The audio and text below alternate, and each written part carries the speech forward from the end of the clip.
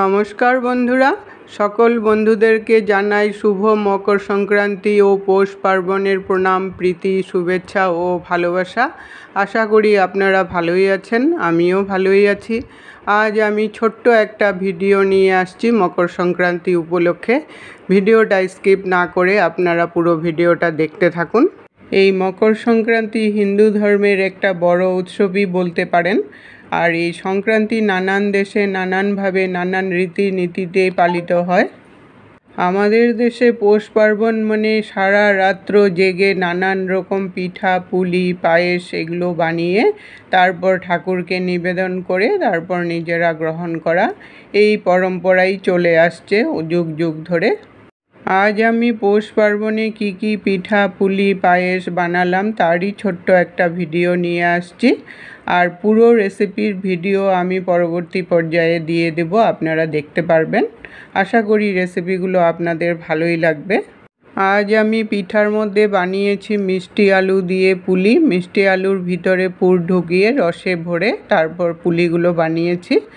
আর চষির পায়েস বানিয়েছি। গোবিন্দভোগ চাল দিয়ে চষি বানিয়ে তারপর চষির পায়েস বানিয়েছি। গোবিন্দভোগ চাল দিয়ে আলাদা করে পায়েস না বানিয়ে আমি চাল দিয়ে এইভাবে প্রথমে সেওইগুলো বানিয়েছি।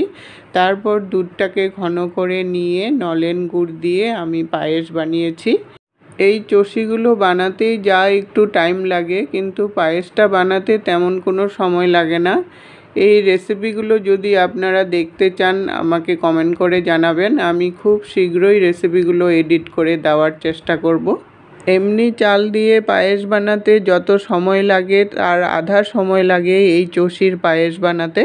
আর বানালাম মালপোয়া, চাল গুঁড়ো, সুজি আর ময়দা দিয়ে গুড় দিয়ে আমি মালপোয়াগুলো বানিয়েছি।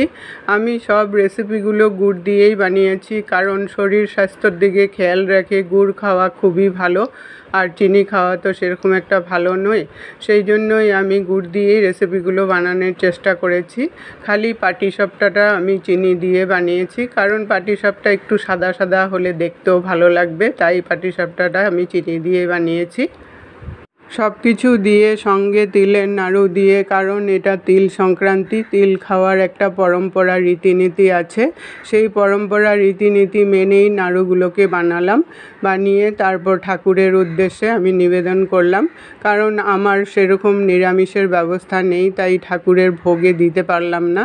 আমি আলাদা করেই ঠাকুরের উদ্দেশ্যে নিবেদন করলাম। আমার মনে হলো আমরা খাবো, ঠাকুর খাবে না, এটা কি কখনো হয়? তাই আমি আলাদা করেই ভোগটা নিবেদন করলাম। যখন যেমন তখন তেমন, তাই বোধহয় ঠাকুরের ইচ্ছে। এতক্ষণ আমার সঙ্গে থেকে বহুমূল্য সময়টি দেওয়ার জন্য আপনাদেরকে অসংখ্য অসংখ্য ধন্যবাদ বন্ধুরা। আবার দেখা হবে নতুন রেসিপির সাথে। সুস্থ থাকুন, ভালো থাকুন।